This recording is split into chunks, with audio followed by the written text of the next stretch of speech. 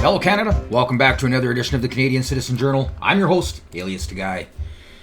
Well, we're just going to do a basic comparison here today.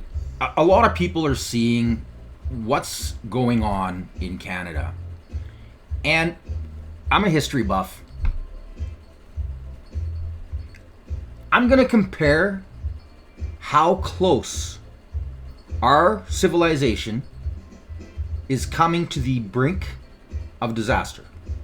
The fall of Rome. We can literally break down every single aspect of what has happened in the last 10 years. Now, the worst of it has happened in the last 10 years. The military decline has been happening for a lot longer. But the fundamental breakdown of every single policy and of every single aspect within a democracy has been shattered. We're just going to break down the list, and I'm going to do like I normally do. I'm just going to expose the realities, and let me know in the comments what you think. Let's just start off with the first major, the attributing aspect. Number one, straw that broke Rome's back. It was migration and barbarian invasion. This, everybody in Canada knows, has destroyed every single fundamental part of what was once a safe system. It has crushed our healthcare, our education systems, our housing market, crime,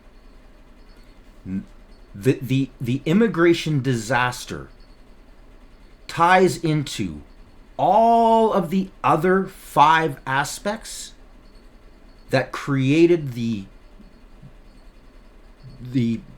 inevitable fall of Rome. And now it's not just Rome.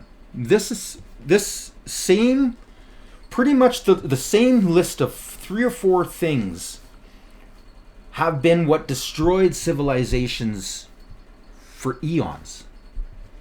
But Rome is a great comparison because its democracy, its civilization is very, very close to ours. And really close to all of the civilizations that came afterwards. The fall of Rome created Europe as it is today. It was, once it destroyed itself, all of these little states formed into countries. The protectionism around those countries in order for them to not have the same thing happen again as to what they saw happen to Rome.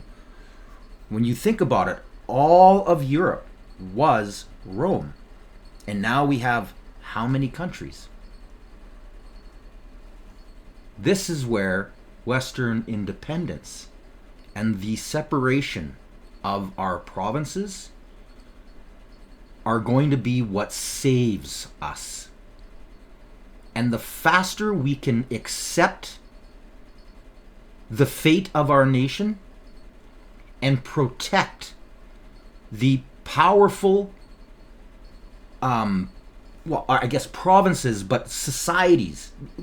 People out east really don't understand how different they are than us in the prairies.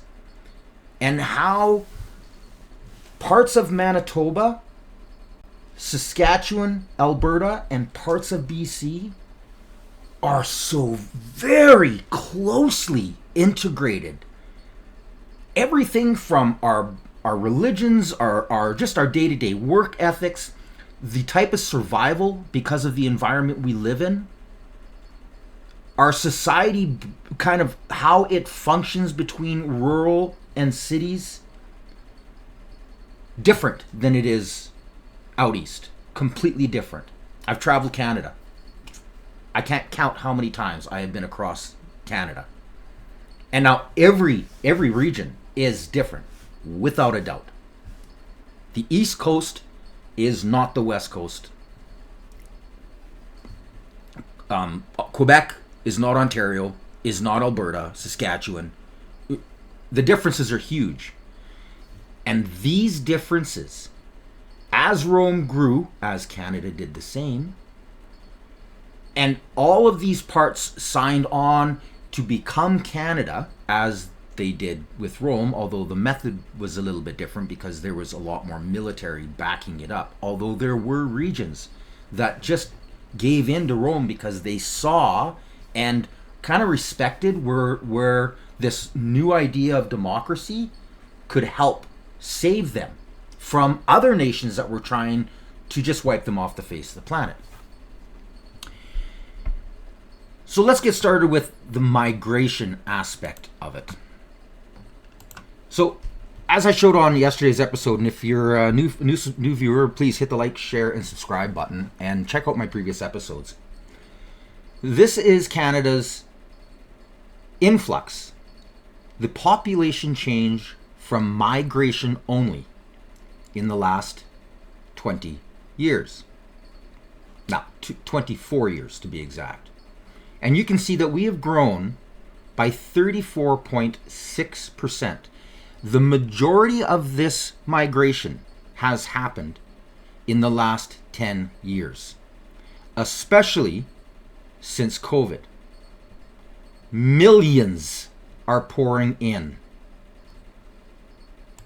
Now this chart kind of breaks it down a little bit better so you can see, right? So since 2000 is where the last graph I showed you. And you can see the only real slow point we had was during the Wuhan outbreak. And the moment that it stopped and they opened up their draconian lockdowns, it exploded. And now the media is lying to you. They're saying how, oh, no, they are reducing the numbers. Well, they are, but they're not reducing them back down to the 1% or slightly less than 1% that our economy needed or needs. Well, in this, actually, you can't say that because we don't need any more people right now at all. We shouldn't be bringing in anybody except those who can literally fill specific fields to try to get us out of this mess. Now, we know our entire system is crumbling. Every single aspect of it.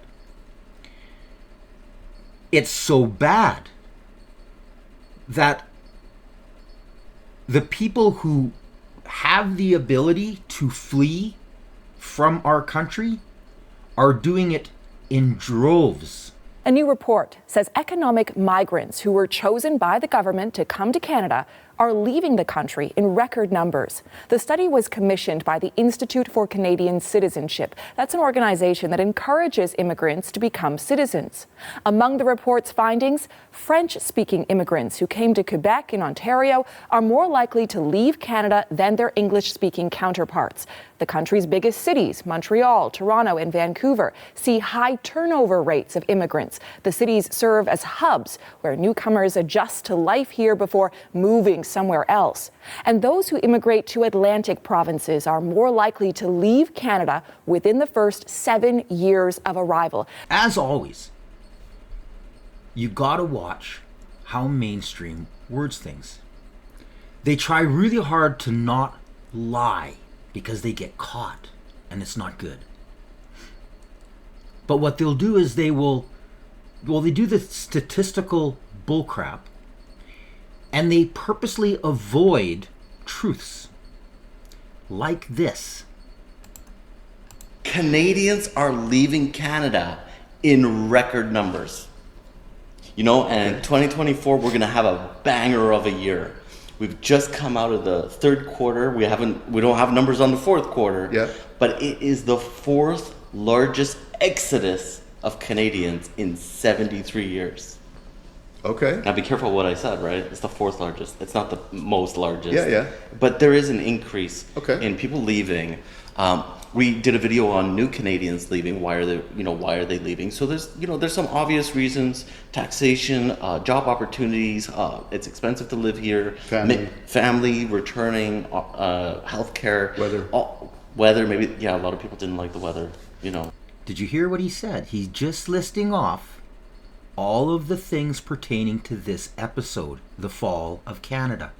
Sorry, it's Canada. It's cold. Things like that, right? Not always cold.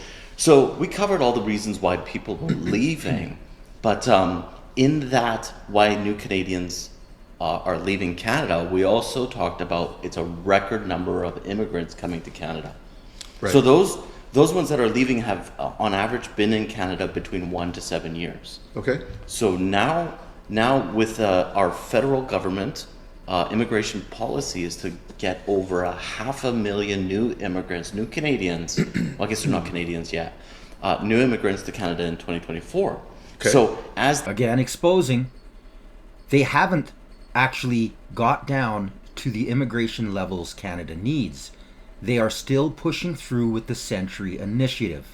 they've been steadily increasing. We've had a steady increase of new immigrants leaving. It went from like 10,000, 20,000, 30,000 last year. Okay. Was like 40,000 Okay. people. So maybe, we're probably going to see a number between 40 and 50,000. But this is about Canadians leaving.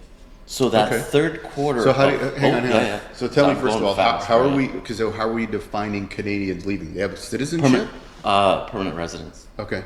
Yeah. Or citizenship. One or or the other. citizenship. Okay. Yeah, I'm not gonna pick on that too much, right? Yeah. Because when I do end up talking about people who are a non-permanent residents, I'll get into that. Yeah. A little bit later Okay. from now, Yeah. right? Yeah. So where did I leave off? I go so Third fast. quarter. Third quarter, we had 73,000. What? It's not immigrate. It's emigrate. Leave Canada. Okay. Yeah. So that's the fourth largest, exodus in the last 73 years. That's not all. Leave Canada before 2026 and before it's too late. Well, this is not a surprise. Canadians are leaving the country in record numbers, and nearly 50% are from one province. Can you guess that province? Emigration from Canada hit a level not seen in years, with thousands of residents deciding to start fresh somewhere else in search of cheaper cost of living or an improved quality of life. Canada is a terrible country to live. Thousands of immigrants, expats, and Canadians are moving out of Canada because of the regulations, the taxes, and the restrictions that the government is imposing on its citizens. This is not good. Canada is having a mass exodus. People are leaving Canada in numbers not seen since 1967. Listen, if you're thinking of leaving Canada, just do it. Leave. Do you feel like you're working harder than ever but getting nowhere? Are you struggling to afford basic things like groceries and a place to live, even though you have a good job? If you're a Canadian, you're not alone. In this video, we're going to dive into the shocking reason behind a mass exodus from Canada, a phenomenon we haven't seen in over 50 years.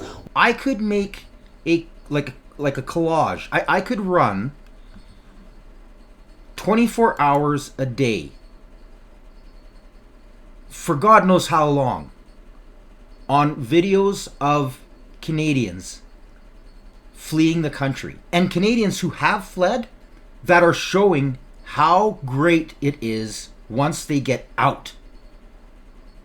How much their money is increased, their productivity is better, the supports are better, the taxes are cheaper, the houses are cheaper, the communities and cities that they live in are safer. Our government, the Liberal Party, is purposefully destroying our country for profit, for their own personal gain. This is the same thing that happened in Rome.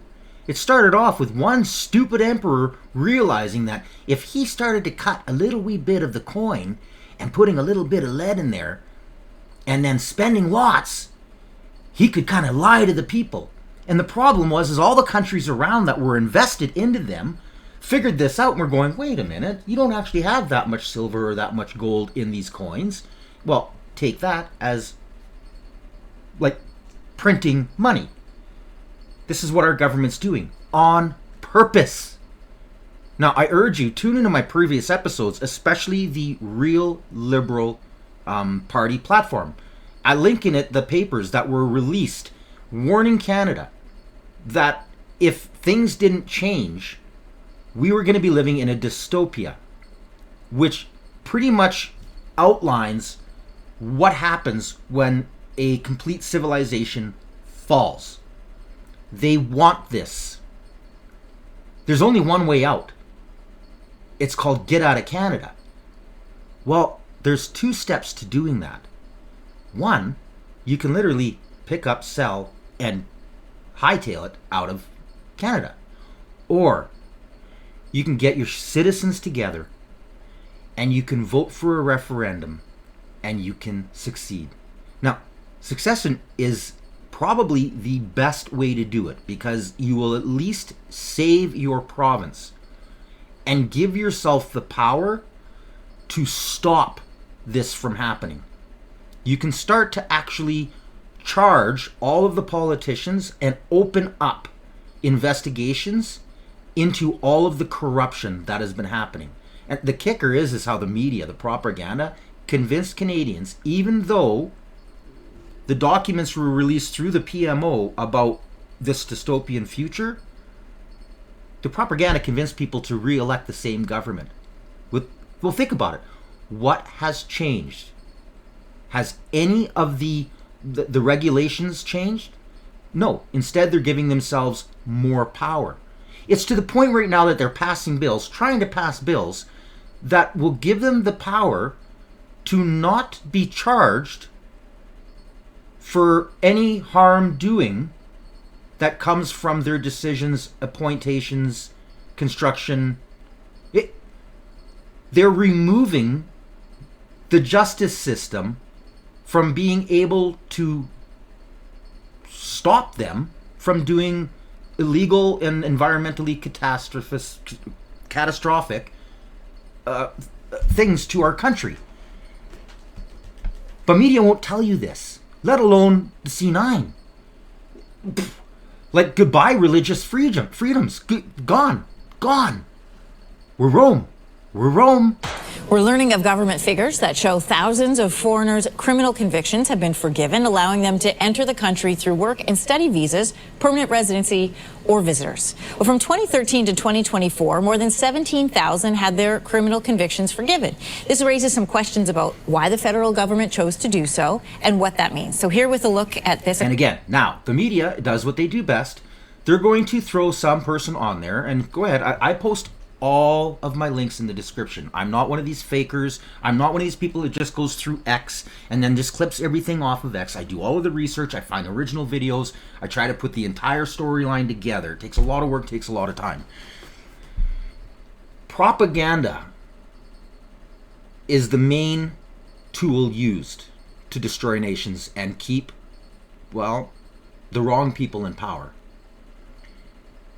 Now, on this episode here, they go into it on how, oh, well, it's just people who got fined for simple things like hunting ducks out of season. Or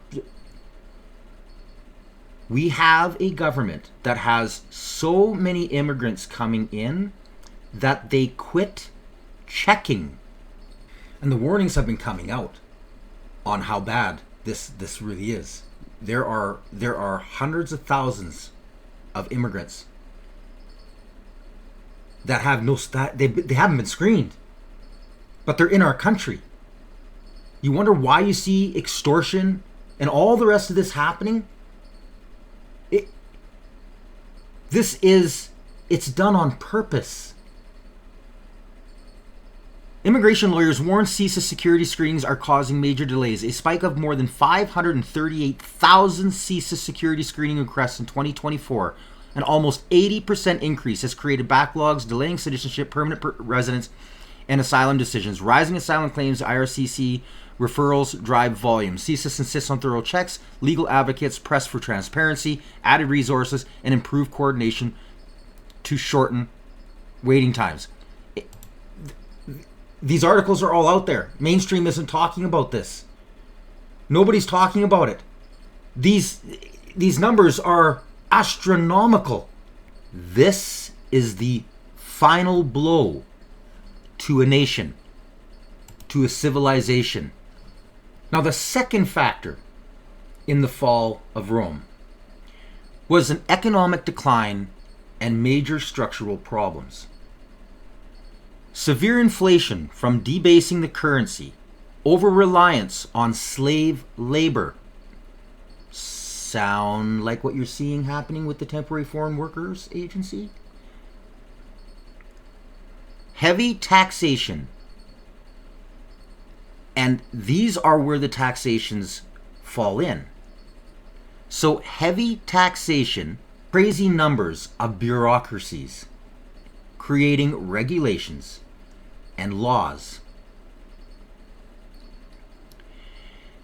Then they were forced, because of the weakness of their dollar and how countries from outside now knew that the country was weak, it forced them to build up their military. And they did that how? Through taxation. What do you think our government is doing right now? This ties into the first major cause of the fall of Rome. Foreign military. They had lost so much support, and there was so much division within the nation, and so low of morale, and the impoverished, like just so many people starving. All of the lands being controlled by the rich, because the poor couldn't afford it. They started selling it off. The rich walked in and picked it apart, and that dividing within. People didn't want to fight in the military. They would rather flee. You see where this is all going? And now our government is they're tying the immigration to our military. This is super scary, because they're going to bring in people who have zero patriotism to our country. They're coming from whatever nation. They're just trying to, hey man, I can get over there, I can get free money, and I'll be like military personnel, and that gives me instant citizenship. And do you really think these people are fighting a Canadian interest? And now, why would a government do that? That would be a last resort. But in this case, it was used to stop civil uprisings. What's going on in Canada? They're trying to take away our firearms, and they're going to bring in un-Canadians into our military. Do you see where this is going? So that they can be used against Canadian citizens. Now, this should scare the bejesus out of you. So, economic decline. Well, how bad is it in Canada? It's bad. Mexico overtakes Canada as #1 destination for U.S. exports. This is all because our government doesn't care about you. They don't care. They have one agenda: destroy our country for their own profits. Now, I have another episode I'm working on, and I'm going to expose what is actually going on the global scale and how our government is in cahoots with it. So this is the Canada federal and provincial government tax take. Pay very, very close attention to what year everything went to crap. 2015. Now, we had just came out of, thanks to the previous government's fiscal spending, that would be the Conservatives with Harper, one of the worst global economic I mean, people all around the world were losing everything, and Canada maintained this. It was really, the world was looking at us just shaking their head because they were amazed at how our government kept us in the top of everything, from our GDP to the highest per capita middle income. Our dollar was par with the United States. Every single aspect of what makes a civilization great was still there, was intact. And because of conservatives at that time, it was growing all the way up. It was to the point where our dollar was actually a little wee bit more than Americans, and we had to start changing policies on how we were taxing, because people were saying, hey, if I can get a truck in the States, it's the exact same truck for 35,000 Canadian, but here in Canada it's 55,000 Canadian, something's wrong. And the government had to start kind of reshuffling, and this hit the industrial complex, like the mega rich, the people who control all of the politicians and all of these different corporations who were involved, started realizing this is not good. And this is where we got a lot of foreign interference, especially from China, who ended up installing the government we have today. Check out where we are at, 2025. Look at the blue line. This is the federal income tax. Now, if you notice, in parallel, provincial and local governments, their taxes had to increase as well. Why? Because we were being flooded with not only immigration, but very poor policies, the regulations that were crushing companies. Provinces and municipalities were losing businesses, were losing income, but being burdened with all of the immigrants that the Liberal Party was pushing upon them. Now, a lot of the provinces ended up curtailing some of them, but for the most part, they couldn't get them down per se. Except the federal government is skyrocketing, and this isn't the end of it, people. If the Liberals get a majority government, that number is going to skyrocket, just like it was under the previous Liberals. Crushing.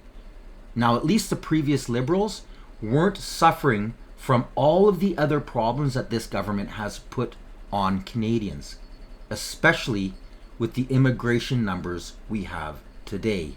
For well over a decade, the trend has been pretty consistent. Fewer and fewer companies have their headquarters in Canada. The latest case of this, Imperial Oil, the Alberta company and its Texas-based majority owner, ExxonMobil. They say they're centralizing operations to cut costs, become more efficient. Imperial slashing 900 jobs, most of them in Calgary, and selling its headquarters in the city. In some ways, it follows a long-standing trend in the oil patch. We can gain efficiency by consolidating our staff, by reducing our staff, and still increasing production even with that. I think where I was not prepared was the decision to close Calgary's head office and move everybody around. So that I think was where the surprise was. Surprising because of the scale. Hundreds of highly skilled, high-paying jobs just moving away. Some to a refinery in Edmonton, some overseas, some will disappear entirely. Imperial is a dramatic case, but it's not alone. Some of the biggest cities in Canada have been losing head offices. Brookfield Asset Management moved its headquarters from Toronto to New York this year. Shopify also made regulatory filings with New York as its HQ. Analysts at TD Bank called these moves a DEFCON 1, a warning that when Canada's biggest companies become less Canadian, investment could leave the country with them. Head offices tend to have an ecosystem of investment around them. Now, the killer to all of this is that the media isn't telling Canadians how bad it really is. It is bad. A new report from Rosenberg Research says that the Canadian economy is on life support and that the economy probably shrank in 2 of the past 3 quarters. And we are on a clear recession watch for 2026. We are on life support.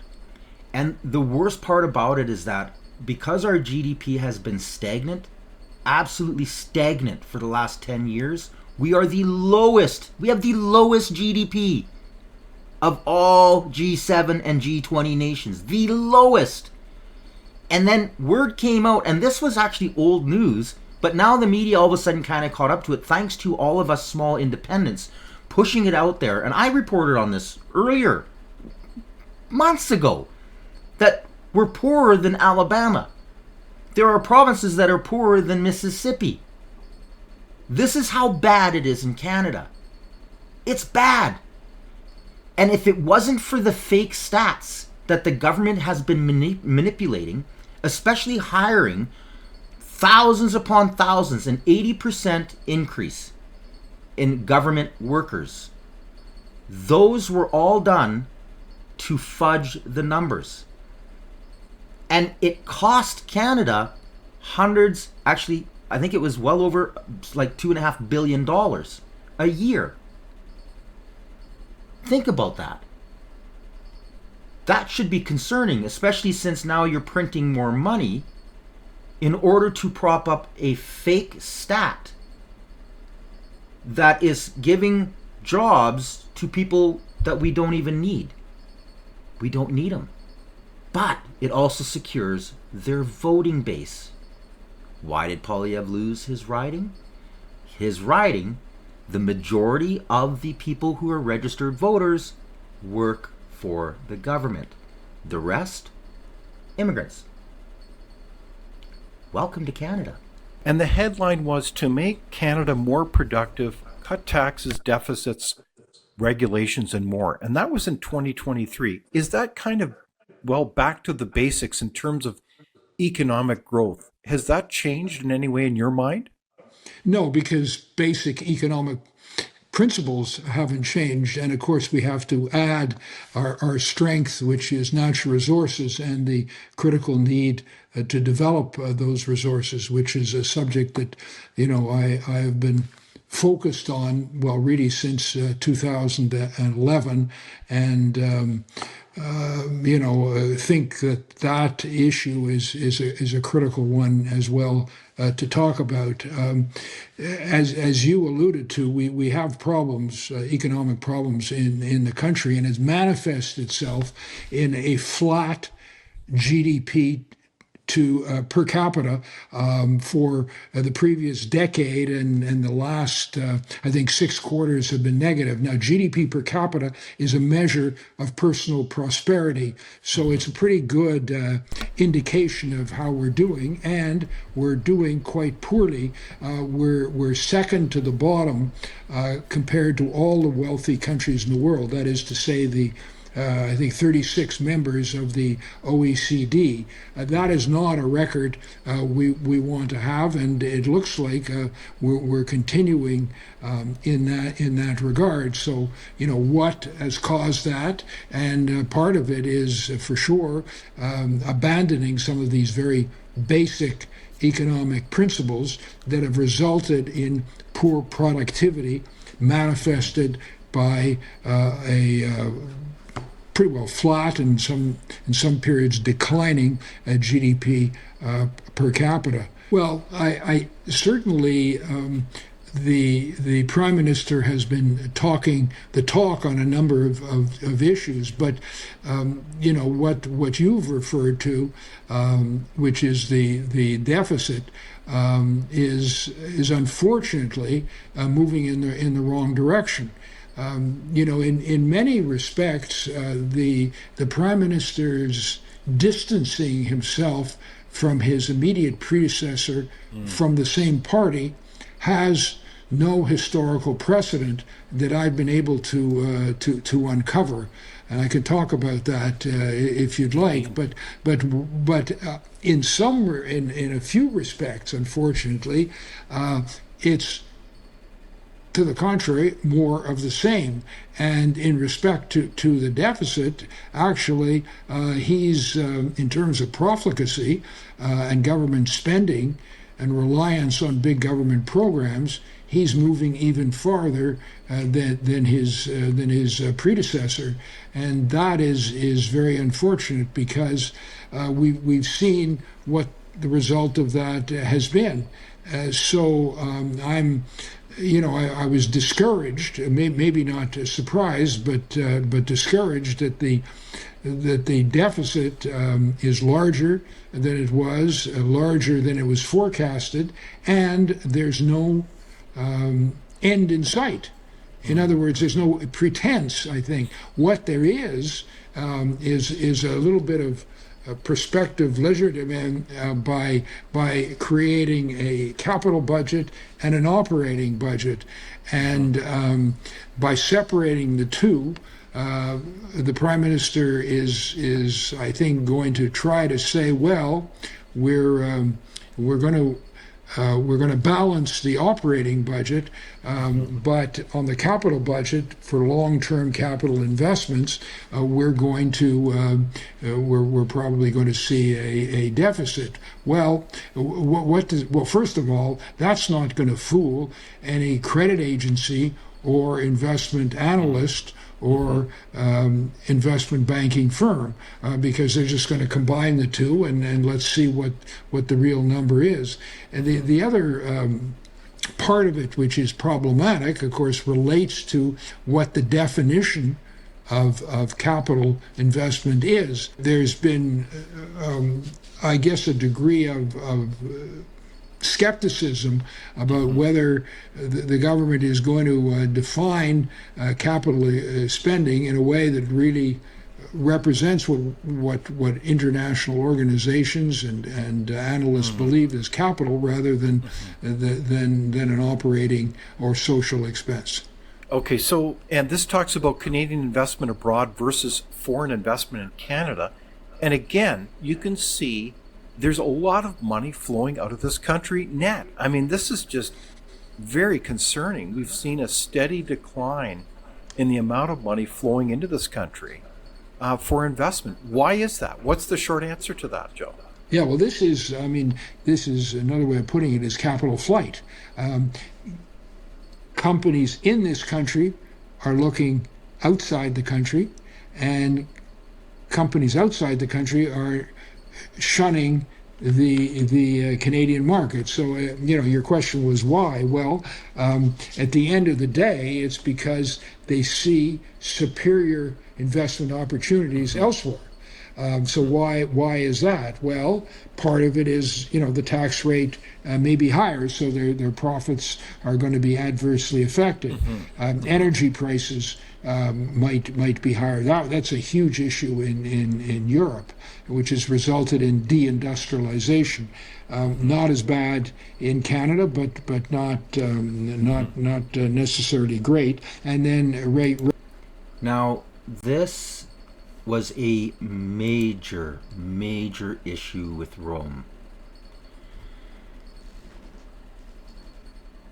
Because the lack of productivity, the poverty, the starvation, the insecurity, and the lack of patriotism, as they started to crumble, they couldn't produce what was needed to keep the country afloat, to keep that civilization afloat.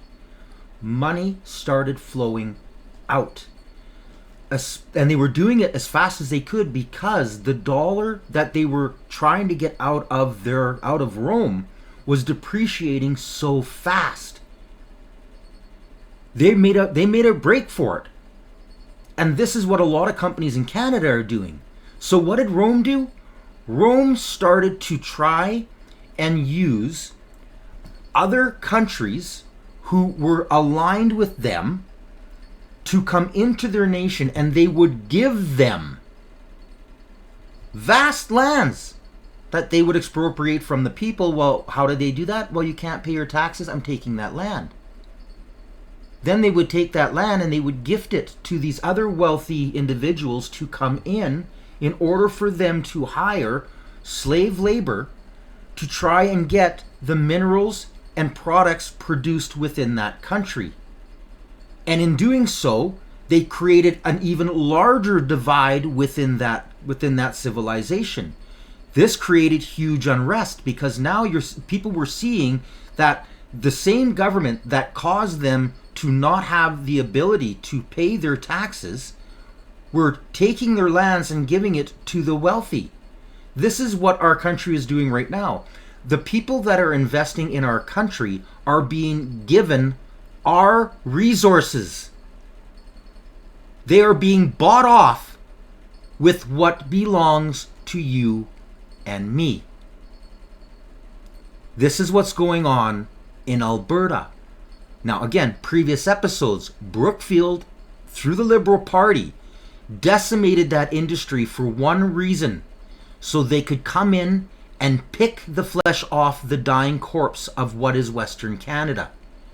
They wanted control of the most powerful resource, the most valuable thing that this country had to offer, which was our natural gas and our oil. And now they're doing the same thing in all of the critical minerals, because these have become a huge financial gain and people want them. So very easy for them to come in when their dollar is really high in their country and ours are pesos, and then the government turns around and gifts them. Gifts that, like, here, we'll give you this. They did the same thing with the auto industry. We're seeing it go full-fledged. It's moving ahead. The EV mandate is still there. Trust me, it's there. They're just not saying it out loud. And everybody who studies it knows it. And again, previous episodes, I warned of this a year ago, that this was gonna happen if the Liberals were voted in. Everything I said happened, and it wasn't just me. Other very good small media outlets, some influencers even, were on this saying, whoa, if you're in the auto sector and you vote Liberals, goodbye. This is why Trump took over what was left of our auto sector. It was already in shambles, and he's in a powerful position. But there's more to what Trump is doing than meets the eye. And again, I urge you, pay attention to my next episode, because I'm gonna literally be blowing minds on what's actually going on globally, what Trump is fighting, and who he's fighting. Mark Carney and those alike him.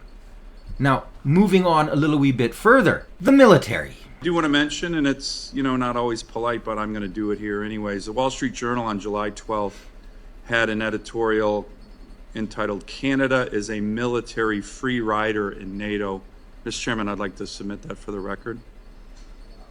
And it goes on to talk about Ottawa's feeble commitment to the alliance at the Vilnius summit. They should have been put at the kids' table. I was actually at the Vilnius summit last week in NATO. Canada's not even close to its 2% commitment, and it was common knowledge that Prime Minister Trudeau was trying to water down the Vilnius commitment to 2% as a floor, all of which is incredibly disappointing. I hope the Canadians are watching your confirmation hearing.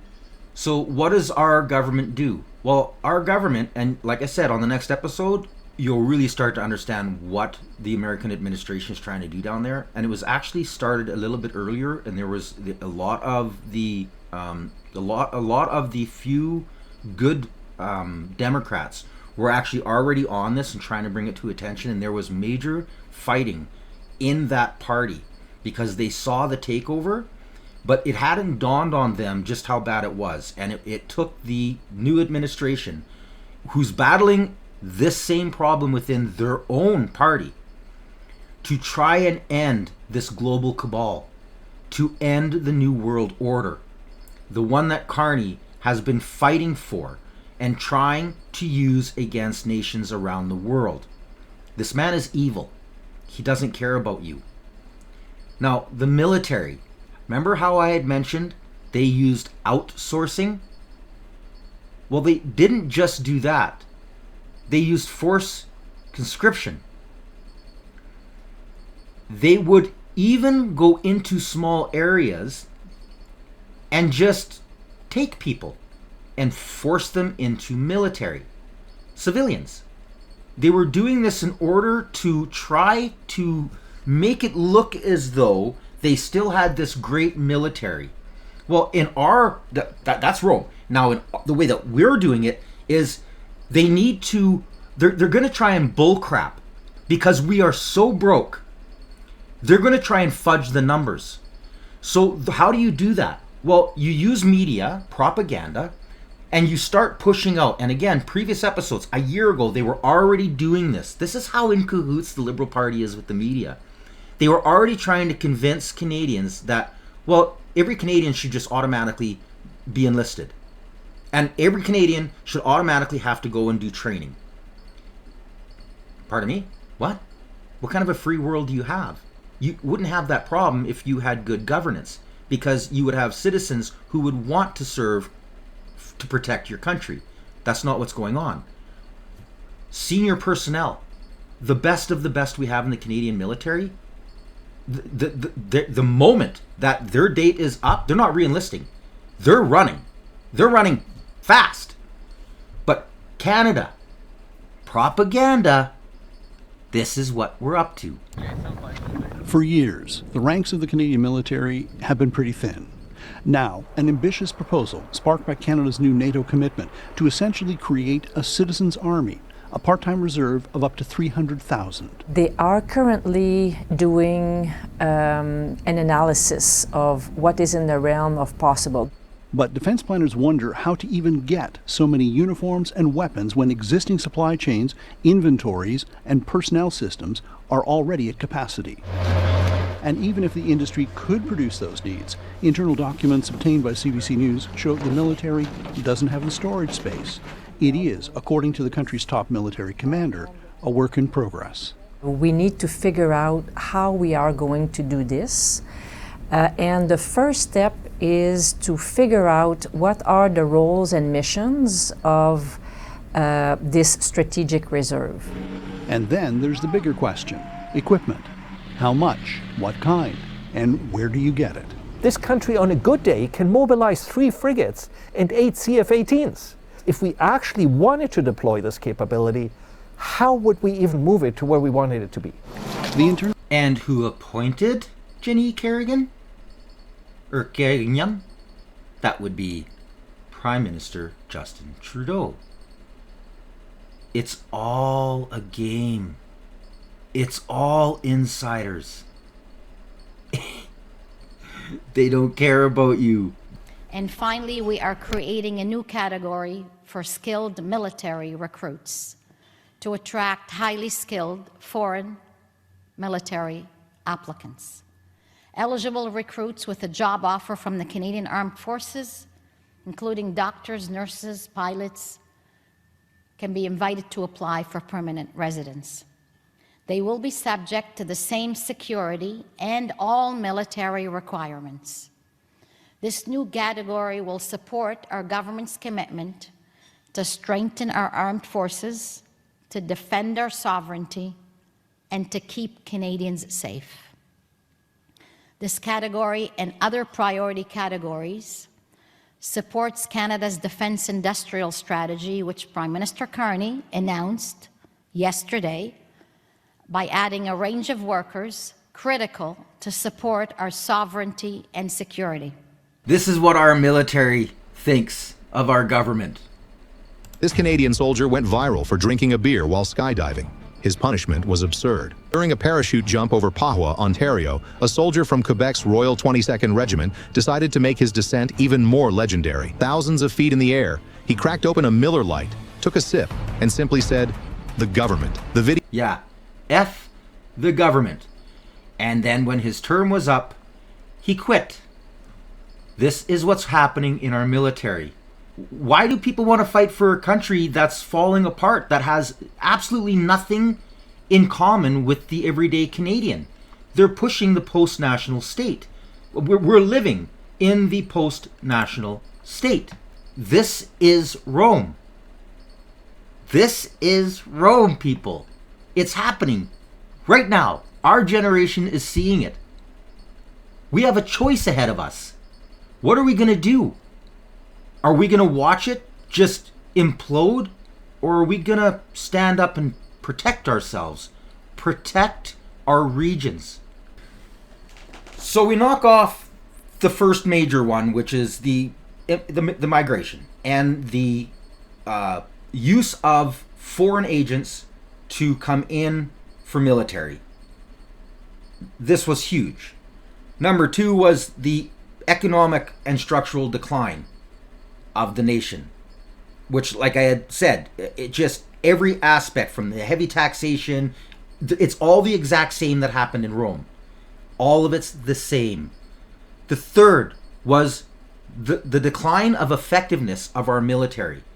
We don't have a military, and now we're trying to prop it up with money we don't have. There's no Canadianism left. This is what you get with the post-national state. There's no alliance. When 35% of the people that live here weren't born and raised here, they're bringing in the issues from their country here. Now, I'm not saying all immigrants are bad. I'm totally against that statement.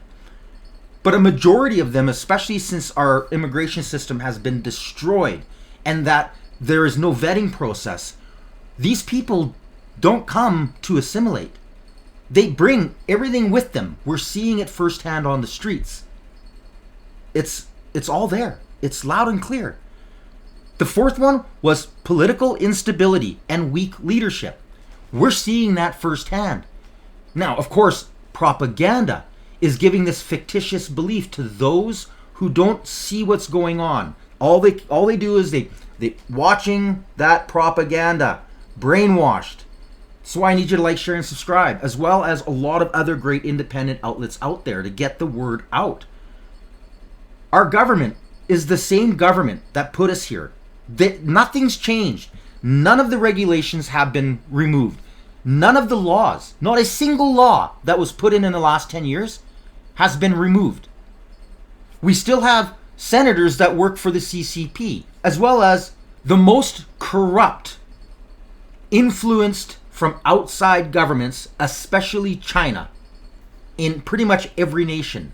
We have more CCP infiltrators per capita in Canada than any other nation. And what is our government doing?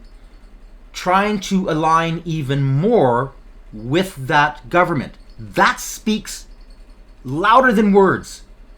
Why? Because they're in cahoots. And again, on the next episode, it's all going to come to light. It's all going to come to light. Number 5, division of the empire. It was split into Western and Eastern halves. The wealthiest part of the country, where every demographic that could stop what's happening in Canada is happening. Our production's falling, but not what we're seeing out east. And the West Coast, Vancouver, you might as well just pick them up and just throw them in the eastern pile, because they're the same. They're going downhill. EB has driven that province into the ground. And by the way, there is now a BC Prosperity Project. Yes, and the greatest numbers are in the north and east side of the province.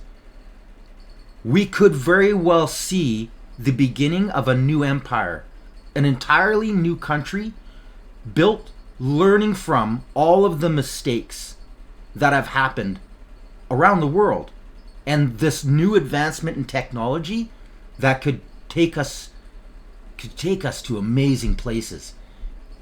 Do you have the backbone to do it? The courage, the fortitude? That's the question. And the 6th thing on the fall of Rome is environmental and health factors. This is happening in real time. Record number of people dying in waiting rooms. The worst number of doctors per patients in all of the civilized nations. Our healthcare system is the same and compared often to that of North Korea. Yeah. We have nurses and doctors fleeing. They're one of the highest percentiles. Why? They're overworked. They're understaffed. They're underpaid. There's zero respect given to them.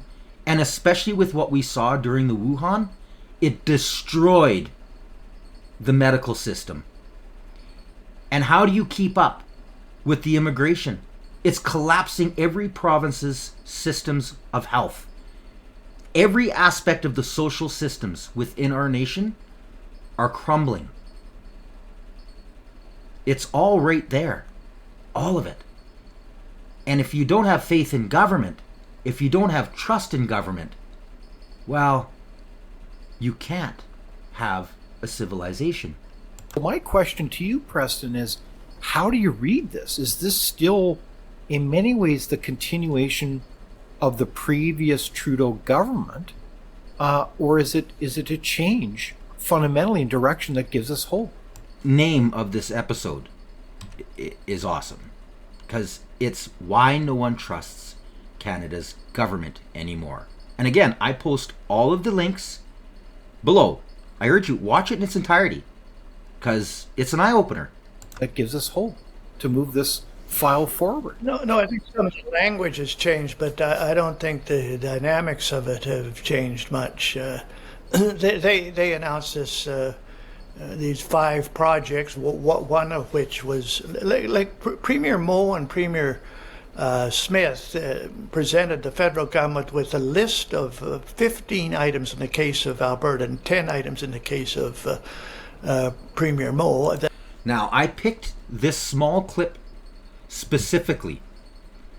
Listen carefully to how Preston talks about Smith and Moe and what he would have done. He knows the power that our provinces have. We're the economic super engine of Canada. That initiatives that the West would like to see done, particularly if the Prime Minister wants to see the discontent in Western Canada ameliorated. Carney's response has only been one item. It was basically to say we're going to encourage the facility, the LNG export facility at Kitimat. Mm-hmm. And by the way, when this interview was taken, there wasn't hardly any information about that. It just so happens that that is linked to Carney, his investments, Brookfield, even Epstein. That is just, of all of the projects that should have been looked into, that one, there should have been investors booted off and a prime minister in jail on that. But let's just let him keep talking, because this is what he says is fabulous. Has been pointed out by many people. At the same time, there's still the tanker bans and the production caps, which means that this proposal is a non-starter unless those other things are done. Exactly. And now it's that he's going to announce another tranche of projects, and one of those is going to be a pipeline on the condition, according to him, of a major investment in carbon sequestration. His presentation as a bargain is one side of the bargain. Usually bargains, there's two sides. And if I was one of the Western premiers particularly, I would say, okay, we see what you want. Here's what we want. Here's our condition for approving this or proceeding on this. And that is federal government withdrawal from every major area of provincial jurisdiction where you have intruded. Oh. And that means natural resources through the Impact Assessment Act and other pieces of legislation, through the Canada Health Act, with the federal government. Health is a provincial responsibility. The federal government's involved in that area up to its eyebrows. Property and civil rights. When you get into the civil rights area, our Constitution says property and civil rights is a provincial responsibility. So you start meddling in that area, at least you ought to consult with the provinces. And then municipal government is another area where the federal government intrudes through its mortgage lending bank, where it deals directly with the municipalities instead of going through the province. And if I was one of the premiers, when Prime Minister says, well, here we've got this one project subject to investment in carbon sequestration or other aspects. I'd say, okay, well, here's our condition. And the main condition, it's not asking the federal government to do anything. It's asking the federal government to get out of the way, particularly on the natural resources sector, because that's the biggest that's the reason why there's no application for pipeline. Right. Now, with the obvious power of propaganda and how because of 10 years, the infiltration of the Liberal Party into all of the senior positions, they control the courts, they control judicial, they control military, they control every single aspect, borders, all of it. All of it. I personally don't think there's any way to save the country. I'm just completely losing faith. We can defend ourselves with our vote. There is a Saskatchewan Prosperity Project, an Alberta Prosperity Project, and now a BC Prosperity Project. The numbers in Saskatchewan were actually higher than they were in Alberta. And now they kind of went down and now they're growing again. Alberta at least has a government that has given true democracy back to the people. And there's still big flaws that have to be fixed, but Danielle Smith can't fix them. This whole referendum is kind of a joke with her whole immigration. And like I said in the previous episode, the government doesn't care. They will not listen because the East owns the West. We are slaves to the Liberal Party. There's you can like, share, and subscribe, which I urge everybody to do.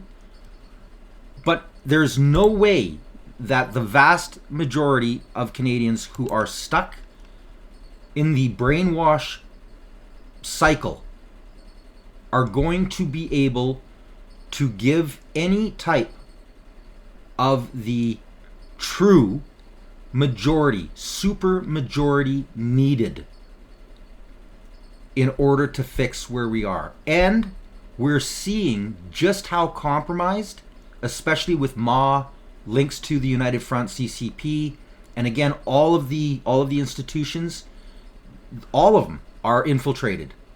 They're all owned by the Liberals. The East controls everything.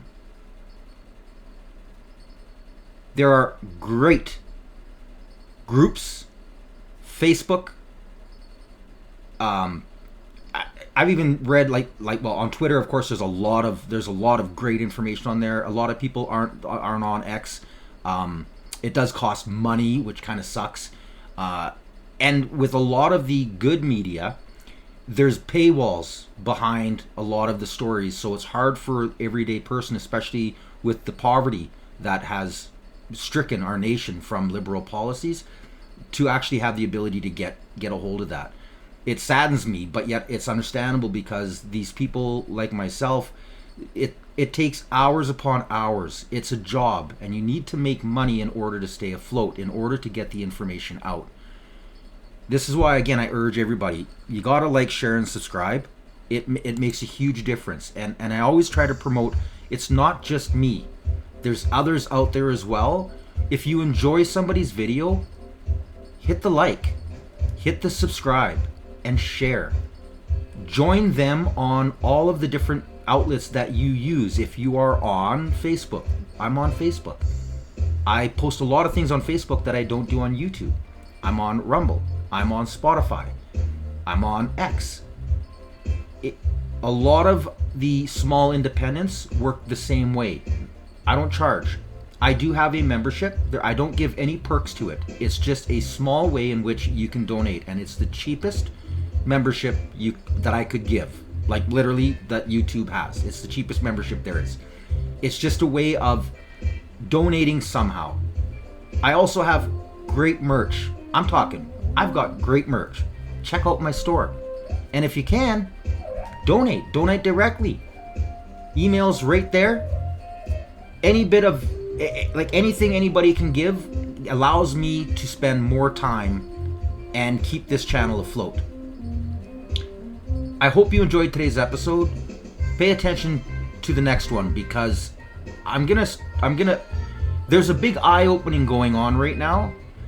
Nobody's really talking about it. I'm kind of amazed. I've been working on it for a few months, and all of the pieces to the puzzle started to fall in place when Trump went and gave the press conference. I streamed it live on just who's all involved, what he's trying to fight, and how big it really is.